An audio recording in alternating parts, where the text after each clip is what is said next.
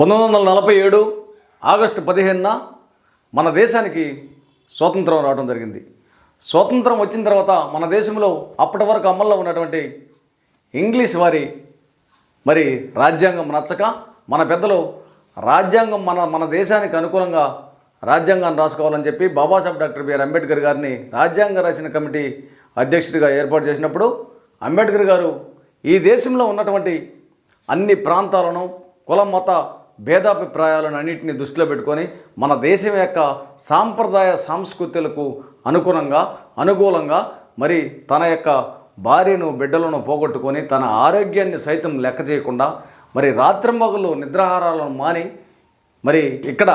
2 సంవత్సరాల 11 నెలల 18 రోజుల్లో ప్రపంచ దేశాలు హర్షించే విధంగా భారత రాజ్యాంగాన్ని రచించి ఆ రోజు 1949 నవంబర్ 26న అప్పుడు మన దేశంలో ఉన్నటువంటి ప్రధానమంత్రి నెహ్రూ గారు, రాష్ట్రపతి బాబు రాజేంద్ర ప్రసాద్ గారు, అలాగే పటేల్ తదితర పెద్దలకు ఈ రాజ్యాంగ ముసాయిదా బిల్లును సమర్పించడం జరిగింది. ఆ సమర్పించిన తర్వాత 1950 జనవరి 26న ఈ బాబాసాహెబ్ డాక్టర్ బిఆర్ అంబేద్కర్ గారు రాసినటువంటి రాజ్యాంగం ఈ దేశంలో అమలుపరచడం జరిగింది. ఇంకా వాస్తవంగా ఈ దేశంలో ఇంకా 2000 సంవత్సరాల దాకా అన్ని ప్రాంతాలకు భేదాభిప్రాయాలు లేకుండా కులమత భేదాభిప్రాయాలు అందరికీ లేకుండా సమానంగా ఉండేటట్టు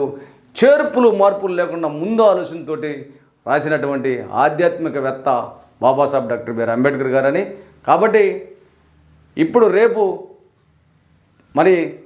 రిపబ్లిక్ డేను లేదా గణతంత్ర దినోత్సవాన్ని జరుపుకుంటున్నటువంటి ఈ దేశ ప్రజలు ఈ దేశంలో అన్ని కార్యాలయాలు ప్రభుత్వ కార్యాలయాల్లో అన్ని చోట్ల ప్రతి ఒక్క చోట్ల బాబాసాహెబ్ డాక్టర్ బిఆర్ అంబేద్కర్ గారి ఫోటోను ఏర్పాటు చేసి ఆ ఫోటోకు ముందు పూలమాలలు అలంకరించుకున్న తర్వాత మాత్రమే గణతంత్ర దినోత్సవాన్ని జరుపుకోవాలని డిమాండ్ చేస్తున్నాము. అలాగే బాబాసాహెబ్ డాక్టర్ బిఆర్ అంబేద్కర్ గారి వల్ల ఈ దేశానికి రాజ్యాంగం వచ్చింది కాబట్టి ఈ గణతంత్ర దినోత్సవాన్ని ఆ తర్వాత ఈ రిపబ్లిక్ డేను అంబేద్కర్ డేగా మార్చాలని ఆంధ్రప్రదేశ్ రాష్ట్ర మాల మహానాడు తరపున డిమాండ్ చేస్తున్నాం.